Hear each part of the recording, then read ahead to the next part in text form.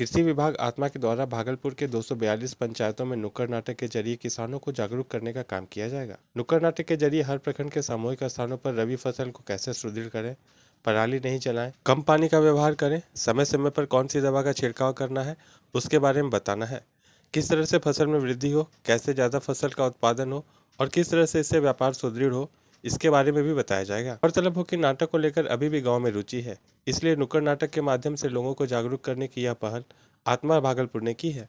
यह कार्यक्रम 15 नवंबर से शुरू होकर 5 दिसंबर तक चलेगा। नुक्कड़ नाटक का आयोजन जहाँ भी हमारा पंचायत भवन है या पंचायत कृषि कार्यालय है, उस जगह जो सार्वजनिक जगह है वहाँ पे हम लोग करेंगे। तो उसमें लगभग अच्छी संख्या में, अच्छी तादाद में प्रत्येक कार्यक्रमों में लोग आते हैं। चूँकि नाटक के माध्यम से आज भी गाँव में लोगों की रुचि है, तो इसमें अच्छी तादाद में लोग आते हैं और हम लोग अनुमान करते हैं कि हर कार्यक्रम में कम से कम 150 से 200 लोग भाग लेंगे।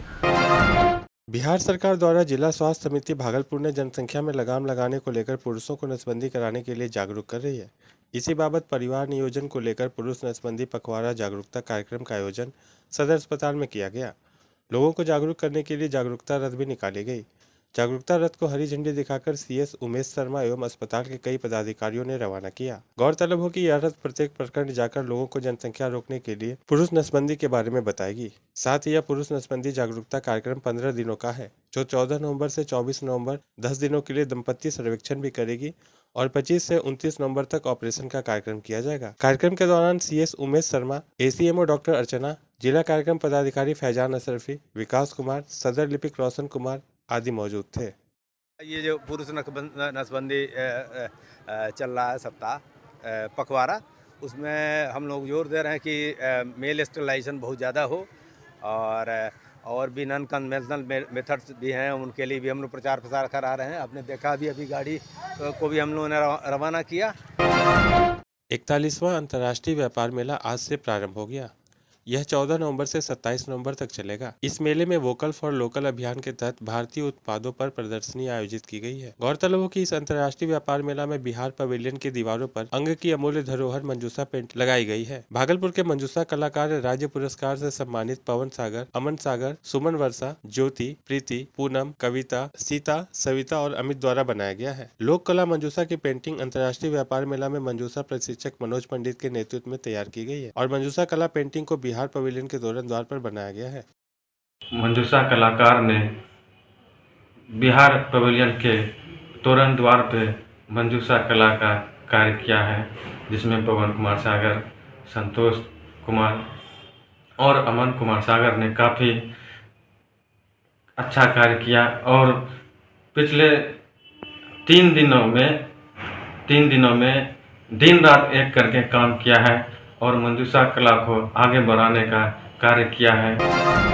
कोर्ट में कई बार कैदियों के फरार होने की घटना सामने आ चुकी है। यह कोई नई बात नहीं, फिर भी पुलिस प्रशासन इस पर सख्ती नहीं बरत रही है। कुछ दिन पहले बिना पुलिस के ही कैदियों को कोर्ट परिसर से बाहर आकर अपनी गाड़ियों में बैठते हुए देखा गया था। आज भागलपुर कोर्ट परिसर से नितेश मंडल नामक कैदी फरार हो गया। बताया जा रहा है कि उसे पेशी के लिए सेंट्रल जेल से कोर्ट लाया गया था। उसी दरमियान वह कैदी प्रशांत कुमार के कोर्ट से हथकड़ी खोलकर फरार हो गया। आश्चर्यजनक बात यह है कि जब कैदी हथकड़ी खोल रहा था तो किसी को इसकी कानो कान तक खबर नहीं लगी।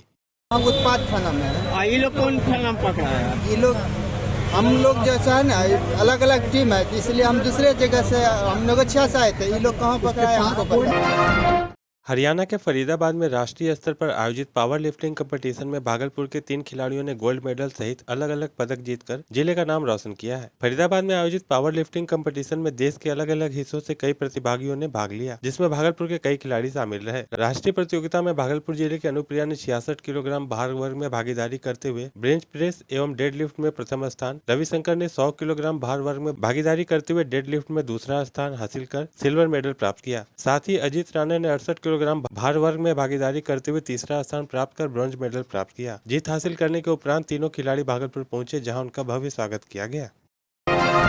भागलपुर में लगातार डेंगू का कहर देखा जा रहा है। वहीं डेंगू से देर रात जगदीशपुर प्रखंड की मारपुर पंचायत के रहने वाले एक दैनिक उर्दू के पत्रकार आफाक असद आजाद की 29 वर्षीय पुत्री फरहीन नाहिद की मौत हो गई। 3 दिन पहले ही उसे जांच के क्रम में पता चला था कि उसे डेंगू है, जिसके बाद परिजन प्राइवेट चिकित्सकों से उसका इलाज करा रहे थे। देर रात हालत नाजुक होने पर उसे प्राइवेट नर्सिंग होम के आईसीयू में भर्ती कराया गया था, जहाँ उसकी मौत हो गई। वहीं परिजनों का कहना है कि प्रशासनिक लापरवाही कारण घर के आगे नाला नहीं रहने के कारण जल जमाव था। 7 निश्चय योजना के तहत ब्लॉक के द्वारा नाला निर्माण कराया भी जा रहा था, लेकिन वार्ड नंबर 7 के सदस्य शमशाद और वार्ड नंबर 8 के सदस्य के परिजन मोहम्मद चांद के द्वारा नाला निर्माण नहीं होने दिया गया। मृतका के पिता ने जिले के कई वरीय पदाधिकारियों को इसकी शिकायत की, लेकिन किसी ने भी कोई पहल नहीं की और देर रात डेंगू की चपेट में आने से इनकी बच्ची की मौत हो गई। एक तरफ जहां डेंगू से बचाव करने को लेकर सरकार कई दावे कर रही है, लेकिन जगदीशपुर प्रखंड की इमामपुर पंचायत में डेंगू से मौत होने पर कई सवाल खड़े हो रहे हैं। मेरी बच्ची को डेंगू हुआ था, बुखार आया, इसको ट्रीटमेंट कराया डॉक्टर से, तो जांच हुआ, जांच में डेंगू निकला। और डेंगू का कारण है कि यहाँ पर पानी जमा है, बगल में एक कारखाना है रंगी का, वो सारा पानी गिराता इधर आता है। मुखिया जी आए थे नाला बनाने, और तो वार्ड नंबर 7 के मोहम्मद शमशाद ने रोका और मोहम्मद चांद वार्ड नंबर 8 के मुखिया के वार्ड सदस्य के ससुर ने रोका।